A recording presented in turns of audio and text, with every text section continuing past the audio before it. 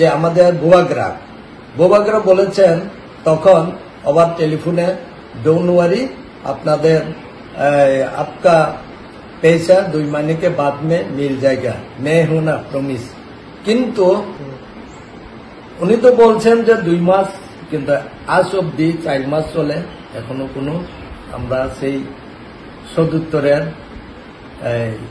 পাইনি। আমরা দীর্ঘদিন ধরে এডিসি কর্তৃপক্ষের কাছে আমরা ডেপুটেশন দিয়েছি।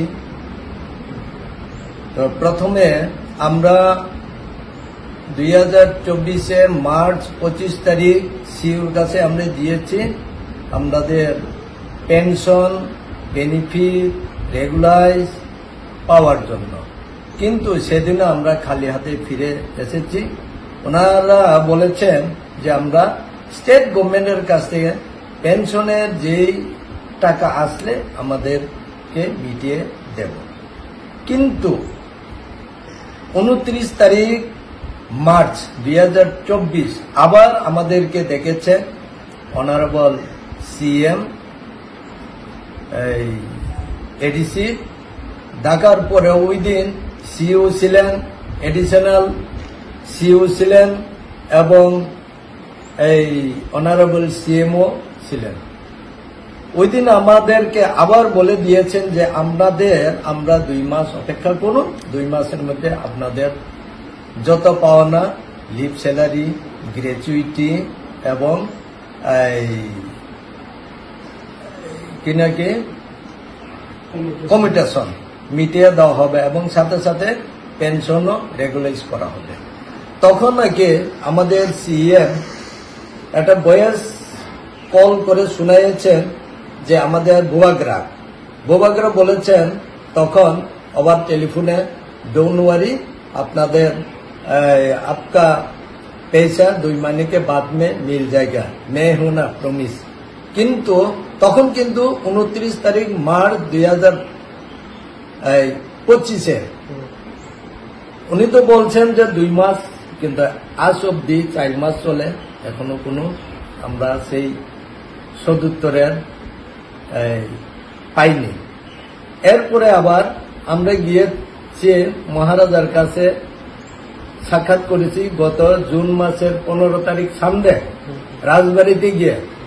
ওই দিনও উনি বলেছেন আমাদের বোবাগরা যে আমি আসি আপনাদের জন্য, কিছুদিনের মধ্যে আমরা চেষ্টা করব যে আমরা স্টেট গভর্নমেন্ট ফাইন্যান্স মিনিস্টার ওদের কাছ থেকে আমরা কয়ে বলে চলে আমরা মিটিয়ে দেব। তো আবার আমরা চিন্তা করছি এতে হয়তো হবে না, যার কারণে আমরা আবার সিইওর কাছে অ্যাপয়েন্টমেন্ট নিয়েছি ডেপুটেশনের জন্য 2025 জুন 23 তারিখ।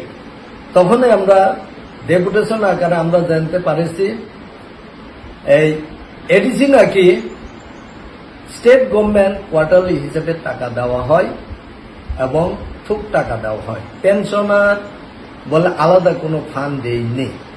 তখন আরো জানতে পেরেছি আমরা 2023 ডিসেম্বর থেকে এখন অবধি 317 জন আমরা পেনশনার আছি। ওদের মধ্যে 55 জন হয়েছে ডেথ কেস, অন ডিউটি অনুসারে কেউ মারা গেছেন, মারা যাওয়ার পরে ওদের ফ্যামিলিদেরকে স্পেশাল পেনশন দেওয়া হতো এবং ফ্যামিলি পেনশন দেওয়া হতো। আজ পর্যন্ত ওদেরও কোনো না পায় ফ্যামিলি পেনশন, না পায় স্পেশাল পেনশন।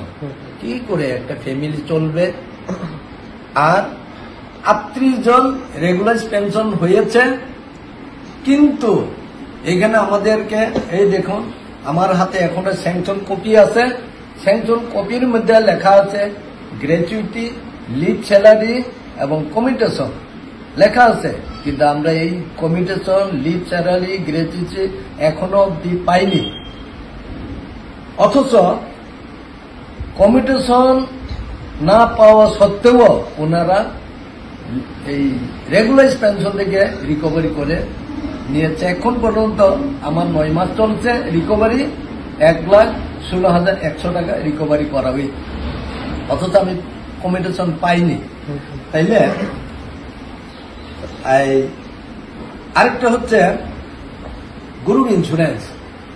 গ্রুপ ইন্স্যুরেন্স তো এডিসি কর্তৃপক্ষ বা স্টেট গভর্নমেন্ট টাকা দেয়নি আমাদেরকে, দেব তো এটা গ্রুপ ইন্স্যুরেন্স কোম্পানি। আজ পর্যন্ত ওরা গ্রুপ ইন্স্যুরেন্স ডিভিশনে, শিলচর ডিভিশনে এখনো প্রপোজাল পাঠানো হয়নি। কারণটা কি? এটাই আমি এডিসি কর্তৃপক্ষের কাছে অনুরোধ রাখব যে আমাদের পাওনা পেনশনের যে পাওনা টাকাগুলি অতি সত্বর যাতে মিটিয়ে দেওয়া হোক। এটাই আমার এডিসি কর্তৃপক্ষের কাছে আমার অনুরোধ।